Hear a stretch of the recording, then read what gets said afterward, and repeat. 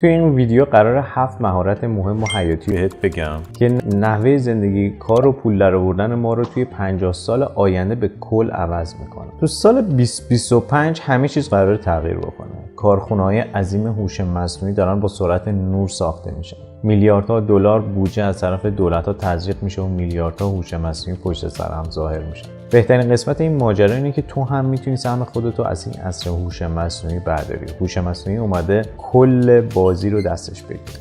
چون تو همین 12 ماه گذشته پیشرفت‌های هوش مصنوعی رو به چشم خودمون دیدیم. پس سوال اینه، میخوای صبر بکنی تا نسل بعدی کارآفرینای موفق بیان و تو بمونی با یه عالمه حسرت، یا اینکه میخوای جزء اون آدمایی باشی که مهارتایی که الان میخوام بگم و یاد میگیری و جاتو توی این عصر هوش مصنوعی پیدا میکنی؟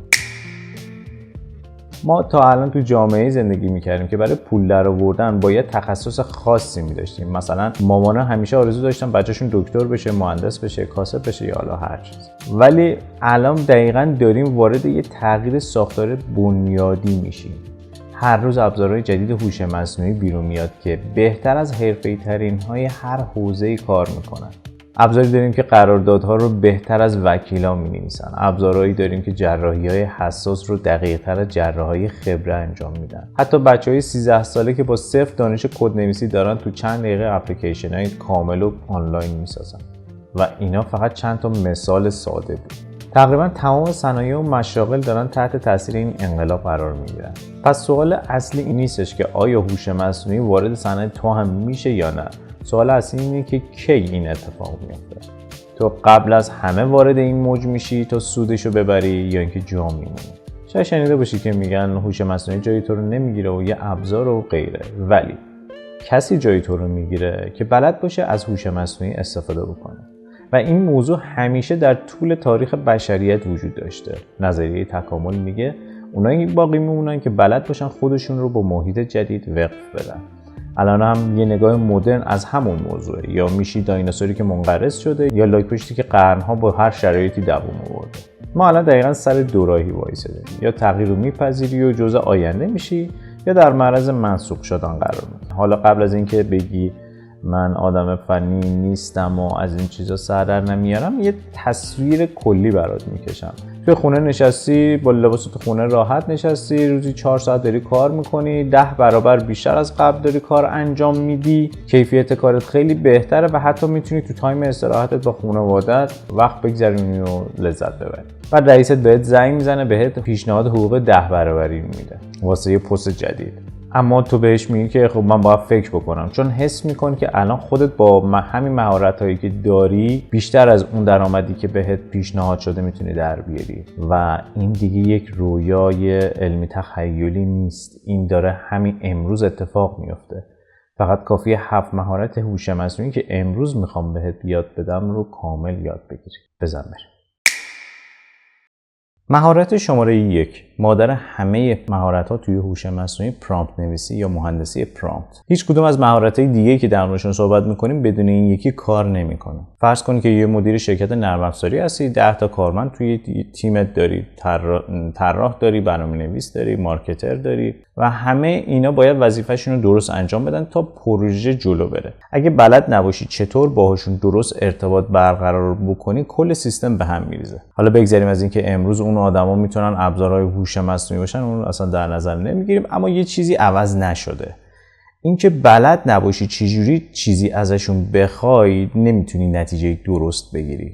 برای همین باید پرامپت نویسی که مهمترین مهارت دنیای هوش مصنوعی را حتما بلد باشی. یعنی توانایی گفتگو و دستور دادن به هوش مصنوعی. 3 تا نکته طلایی برای نوشتن یک پرامپت خوب وجود داره.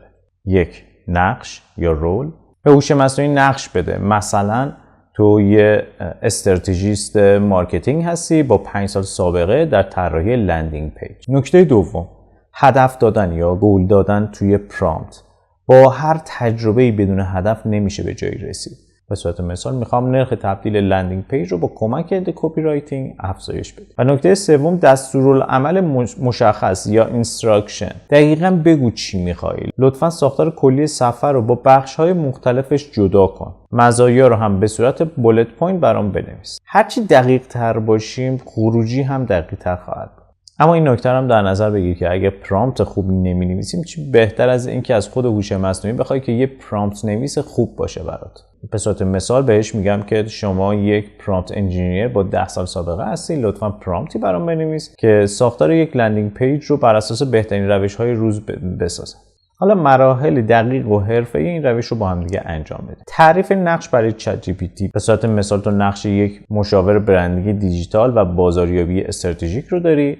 وظیفت اینه که به من کمک کنی بین کارها و ایده‌هام اولویت بندی بکنم. با این کاری که الان انجام دادیم، چت جی پی تی وارد یه حالت شناختی مشخص میشه و پاسخ‌های خیلی حرفه‌ای‌تر، هدفمندتر و هماهنگتر با وضعیت تو میده. دومین کاری که داریم انجام میدیم اینه که داریم انتقال اطلاعات کلیدی انجام میدیم. الان وقتشه که اطلاعات پایه رو به چت جی پی تی بدیم. بهش بگو که کی هستی و توی چه حوزه‌ای کار میکنی، در حال حاضر چه پروژه‌ای روی چه پروژه‌ای داری کار میکنی و دنبال میکنی، سبک زندگی، برنامه روزانه، اولویت‌ها چیه، چه هدفهایی داری و از چی باید فاصله بگیری. حتی نقاط ضعف یا چالش‌هایی که همیشه جلوتو گرفته رو هم باید بهش بگی. چون چت جی پی تی وقتی میتونه مشاور خوبی بهت بده که تو رو دقیقاً بشناسه. سوالات استراتژیک بپرس.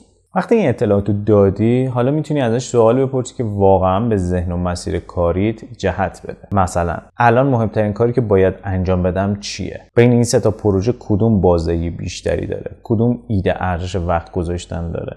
چطور میتونم تمرکز و نظم‌دهی بیشتری داشته باشم؟ توی این مرحله پاسخ‌های چت جی پی تی دیگه مثل قبل سطحی و عمومی نیست، بلکه کاملا شخصی سازی شده برای شماست. نکته بعدی ساخت حافظه برای هوش مصنوعی. اگه تو جلسات متعدد با چت جی پی تی صحبت بکنی، کم کم تبدیل میشه به یه ذهن دوم برای شما. ذهنی که هم تحلیلگره، هم احساسات رو میشناسه و هم قضاوت نمیکنه و هیچ وقت خسته نمیشه. در واقع یه مشاور شخصی داری که 24 ساعته داره همیشه براتون کار میکنه. نکته بعدی میتونید از ابزارهای هوشمندم توی چت جی پی تی توی ورژن‌های مختلف استفاده بکنید که وب براوزینگ و این کارا رو انجام بدن، یا کد اینتراپتر یا تحلیلگر تصویر داشته باشن.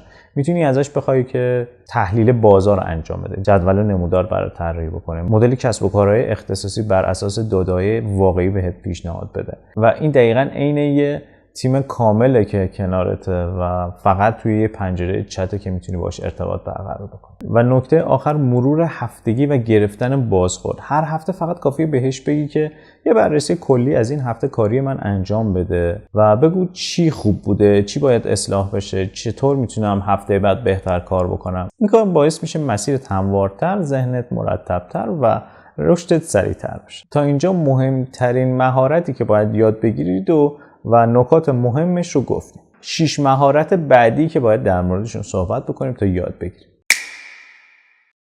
مهارت دوم، ساخت محصول با استفاده از هوش مصنوعی بدون کدنویسی. الان فقط با چند خط پرامپت میتونی یه اپلیکیشن کامل، یه سایت یا یه پلتفرم رو طراحی بکنی. با ابزارهایی مثل لاوبل، فقط با یک پرامپت، بالت و هوریزون و کرسر برای برنامه‌نویسی‌های نیمه حرفه‌ای.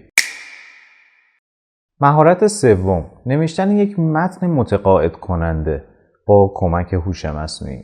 نرخ تبدیل فروش، اعتمادسازی و حتی جذب مخاطب، همش رو میتونید با یه نوشته خوب شروع بکنید. از کلاد یا کپی ای آی یا چت جی پی تی استفاده بکنید و یه لحن اختصاصی برای خودتون و برندتون بسازید. یه کلمه خوب میتونه فروشتون رو چندین برابر بکنه. مهارت 4، بازاریابی هدفمند با هوش مصنوعی. به جای ایمیل مارکتینگ برید سراغ مخاطب درست توی زمان درست با ابزارهایی مثل لینکدین نویگیتور برای ساخت لیست، outbound.ai برای جمع‌آوری اطلاعات، اینستنتلی یا اسمارت لید برای ارسال خودکار ایمیل ها. این یعنی بازاریابی کاملا شخصی سازی شده با پاسخدهی بالا. مهارت 5، خلق محتوا با قدرت هوش مصنوعی. از طراحی عکس و ویدیو گرفته تا تولید موزیک و صدا. عکس رو با میدجرنی و لئوناردو بسازید، ویدیو رو با رانوی و کلینگ و مینیمکس بسازید، صدا با 11 لب و موزیک با سونا. با چند دلار در ماه میتونید یه استودیو کامل تولید محتوا رو تو خونتون داشته باشید. مهارت شماره 6، اتوماسیون های کاری با ابزارهای بدون کدنویسی. از کارهای تکراری خلاص شید. ارسال اطلاعات به فرم های گوگل شیت، ساخت پست خودکار برای لینکدین با چت جی پی تی و کلاود با استفاده از ابزارهایی مثل زاپیر، میک و انیت. این یعنی صرفه‌جویی توی زمان و تمرکز روی خلاقیت. و مهارت آخر تفکر استراتژیک با کمک هوش مصنوعی. چت جی پی تی فقط یه چت بات نیست، میتونه مشاوره فکری تو باشه. یه استراتژی است که بهت کمک میکنه تو حجم اطلاعات گم نشی. یه پرامپت تعریف کن که همیشه نقش یه مشاور دقیق رو برات بازی بکنه. به صورت مثال بهش میگم که تو نقش یه استراتژیست موفقیت شخصی و رشد دیجیتال رو داری و کمکم کن روی مهمترین کارهام تمرکز بکنم.